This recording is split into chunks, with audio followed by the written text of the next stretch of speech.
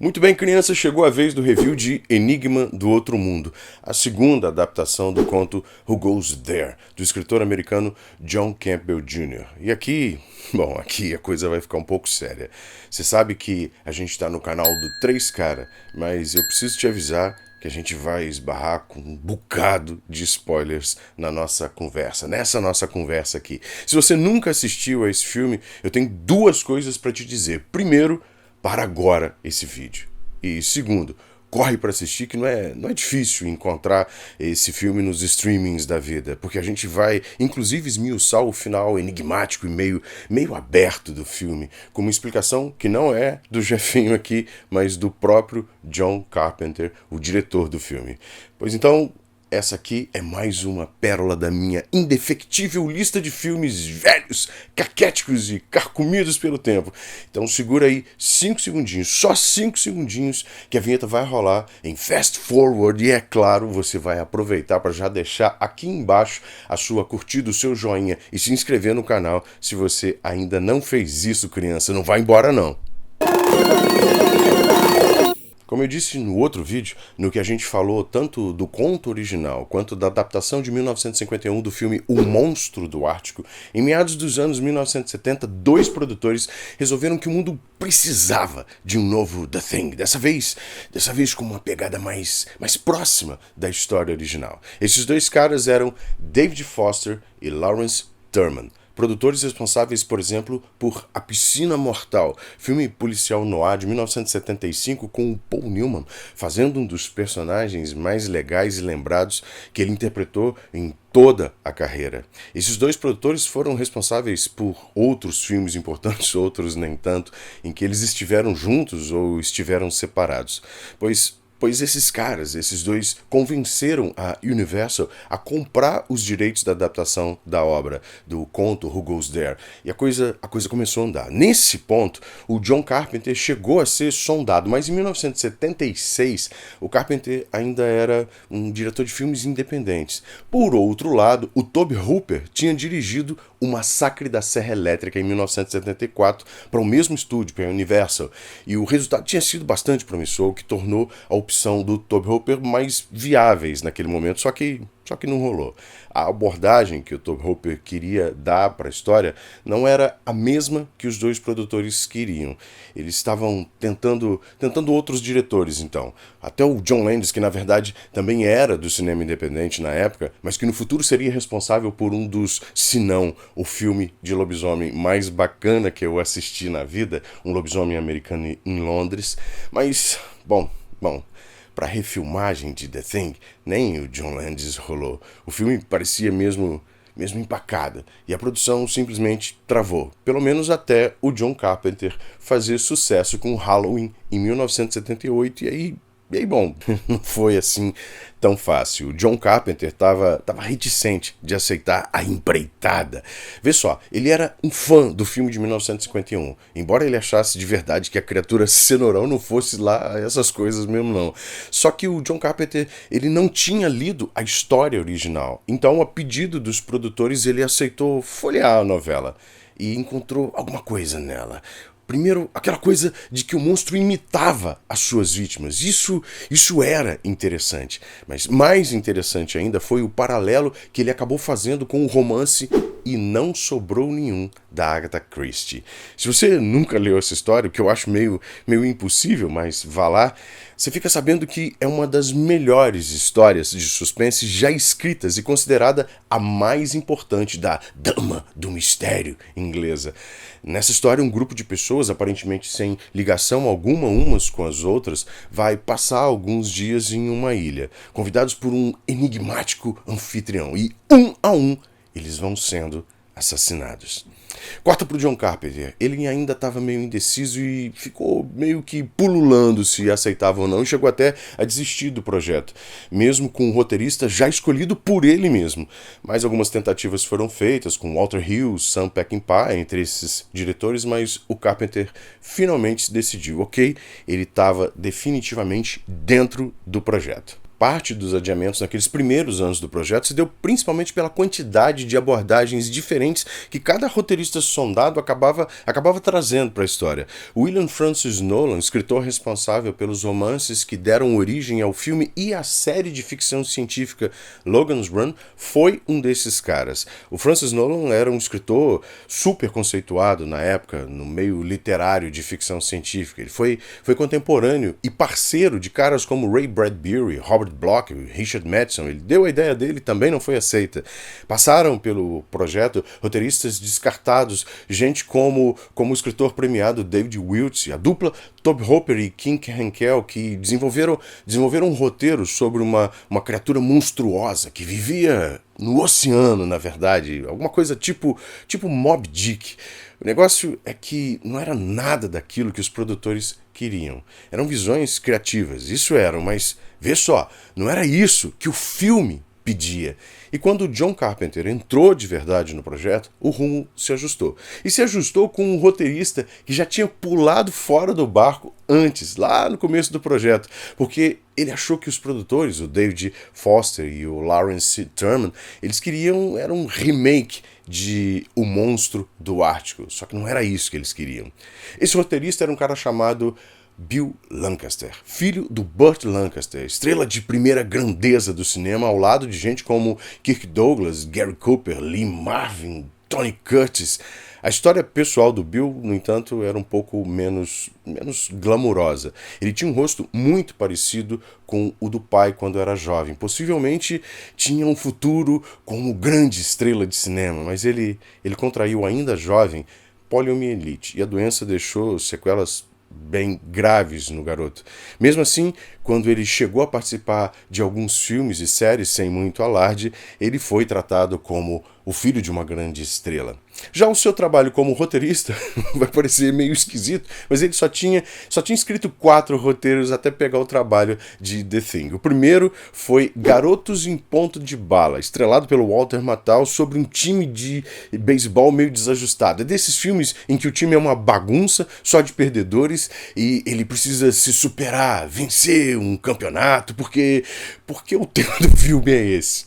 Os outros 3 filmes que ele roteirizou foram continuações desse primeiro. E o garoto Lancaster, mesmo assim, levou o job de The Thing e escreveu o roteiro junto com o John Carpenter. Outro sujeito que esteve envolvido com o roteiro que acabou sendo filmado foi Kurt Russell, que acabou levando o papel principal alguns meses depois, deixando para trás caras como Christopher Walken, o Jeff Bridges, Nick Nolte.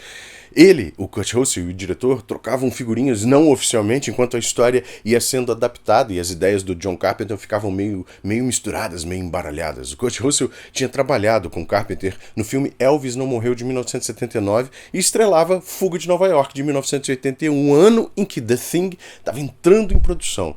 Então, isso tornava o ator figurinha carimbada a partir daquele momento nos filmes do John Carpenter.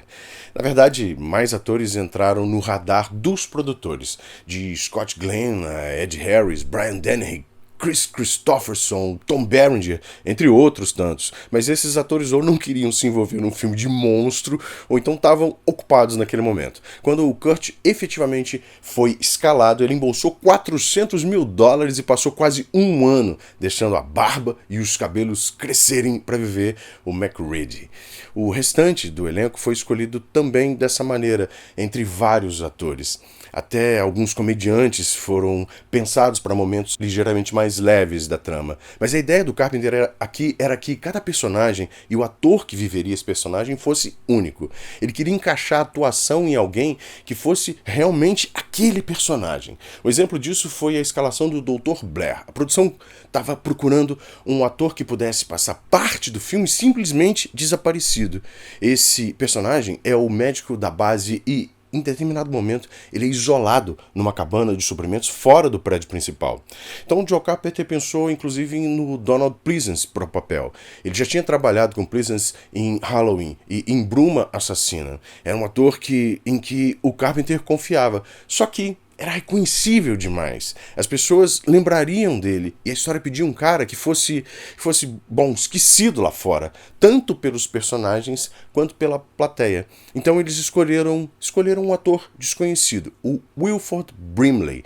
Com participação, na verdade, em 9 outros filmes desde 1968. Mas em papéis que você não se lembraria. Em filmes como A Síndrome da China, excelente suspense de 1979 sobre contaminação radioativa com o Michael Douglas e a Jane Fonda, também o Jack Lemmon, nomeado para 4 Oscars esse filme. Ele também trabalhou em O Cavaleiro Elétrico no mesmo ano com o Robert Redford e a Jane Fonda outra vez. Elenco e tripulação a bordo, parte da equipe simplesmente meteu o pé pro Alasca, que atuou como Antártida aqui, para filmagens externas que dão para o filme uma grandiosidade pouco vista nos filmes do John Carpenter. Pode acreditar, criança, se você não se lembra ou nunca assistiu esse filme, a amplitude dos campos de gelo dá uma sensação de desolação que eu pouco senti em todos os filmes que eu assisti até hoje na minha vida inteira. Mas a maior parte do pessoal ficou mesmo foi nos estúdios da Universal, debaixo de um calor de 38 graus do lado de fora dos galpões. Lá dentro, os cenários eles eram aclimatados artificialmente por vários aparelhos de ar-condicionado ligados no mínimo do mínimo para chegarem a 2 graus negativo. Funcionou em parte. Quando o John Carpenter assistiu às tomadas iniciais que eles tinham gravado, ele ficou com a sensação de que ele tinha, na verdade, filmado uma peça de teatro com vários homens batendo papo em cena, sem muita ação, ou sem ação absolutamente nenhuma. Então ele resolveu voltar para o roteiro.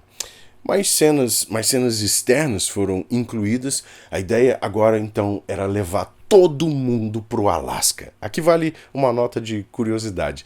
Num determinado dia em que uma parte da equipe estava viajando num ônibus, esse ônibus deslizou na pista coberta de neve e foi parar na beirada de um precipício de 150 metros. Por pouco, despencou lá de cima com todo mundo.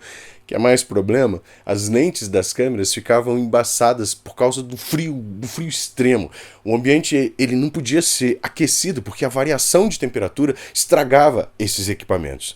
Outra, o ator Keith David, que interpreta o Shields, o personagem que fica até o final com o Kurt Russell, ele quebrou a mão num acidente. E isso obrigou ele a gravar várias cenas com uma luva preta que imitava a própria pele dele. Mesmo assim, na primeira metade do filme, não existem cenas em que ele apareça com a mão esquerda.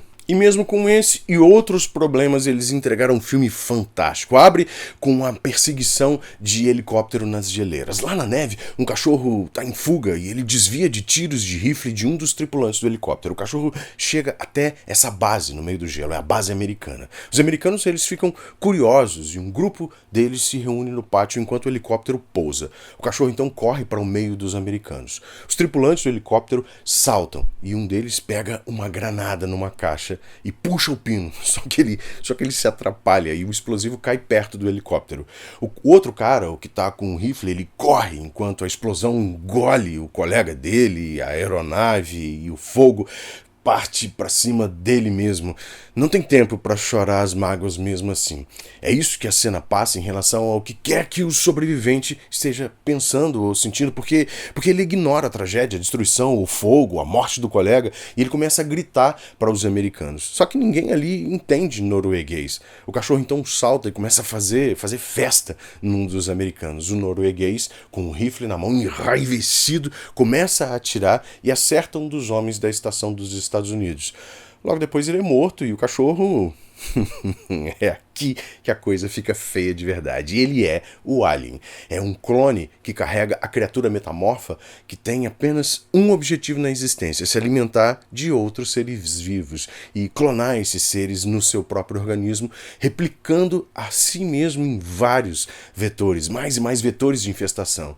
Em determinado momento, o McReed e o Dr. Cooper, interpretado pelo Richard T. Sart, ator de longa data que teve em várias séries e filmes para TV, e teve em Meteoro de 1979, um precursor dos Armagedon, Impacto Profundo da Vida, que tinha Sean Connery como elenco. Bom, os dois personagens vão até a base norueguesa. Ela está deserta, abandonada, exceto por corpos carbonizados de pessoas e de e de uma coisa muito estranha. Essa cena é muito importante porque ela faz um vínculo direto com a novela original do John Campbell Jr. e, claro, com o filme de 2011, The Thing, que vai ficar pro próximo vídeo. Enigma do Outro Mundo, na verdade, não é exatamente fiel ao livro. Ele segue o livro, mas parte de uma outra premissa. A história original conta que essa equipe de cientistas descobre uma nave no gelo e retira dos arredores dela o ser do espaço que dá início à trama. Só que isso já tinha sido contado em O Monstro do Ártico. Então o John Carpenter ele usa os noruegueses como ponto de apoio, ponto de partida, como se Enigma do Outro Mundo fosse uma espécie de continuação da história original. O final imaginado pelo Bill Lancaster e o John Carpenter, por exemplo, é um exemplo de mudança com conhecimento de causa. No final do livro Who Goes There, a equipe de cientistas e pesquisadores vence o monstro. Mesmo assim, o John Campbell Jr. deixa o final em aberto quando os sobreviventes eles olham para um bando de pássaros que segue voo para o norte e pensam que um dos bichos, ou mais, ou todos, poderiam muito bem ter sido infectados e clonados pelo monstro. O Bill Lancaster, ele imaginou um final em que haveria 2 sobreviventes, o McReed e o Shields, eles mesmos, mas os 2 se revelariam infectados e resgatados por um helicóptero. Um deles, gracejando para um dos socorristas, diria a frase: "E que tal uma refeição quentinha?" Mas o John Carpenter não gostou muito desse final. Ele optou pelo final que tá no filme. McReed e o Shields acabam sucumbindo ao frio. Eles vão morrer ali congelados, sem saber, na verdade, se estão infectados ou não. Se eles estiverem contaminados, esse vai ser o seu final heróico para a história. São 2 heróis de verdade. No mais, a gente precisa reconhecer que a história de Enigma do Outro Mundo não é exatamente fiel, não segue à risca o texto original da novela escrita pelo John Campbell, mas respeita, segue bastante a ideia, o conceito de Who Goes There. Se você prestou atenção naquela parte em que o McReed, o Kurt Russell, vai até a base norueguesa, é dela que a gente vai falar no próximo vídeo, que adapta a história original até com um pouco mais de fidelidade. Nessa outra história, os noruegueses é que acabam descobrindo a nave espacial no gelo. Sim, eu estou falando do filme The Thing de 2011, que é uma história que precede Enigma do Outro Mundo e não faz feio. Bom, deixa aqui embaixo os seus comentários, o seu joinha e se inscreve no canal antes que o cachorro da sua vizinha venha lamber a sua cara e você descubra que ele é, na verdade, um clone com um ET faminto na barriga, faminto para te degustar o molho pardo e fazer um outro de você. E esse outro, eu tenho certeza, esse outro ele vai vir aqui e vai se inscrever no canal do 3 Cara. E eu tô torcendo por ele a essa altura, tá?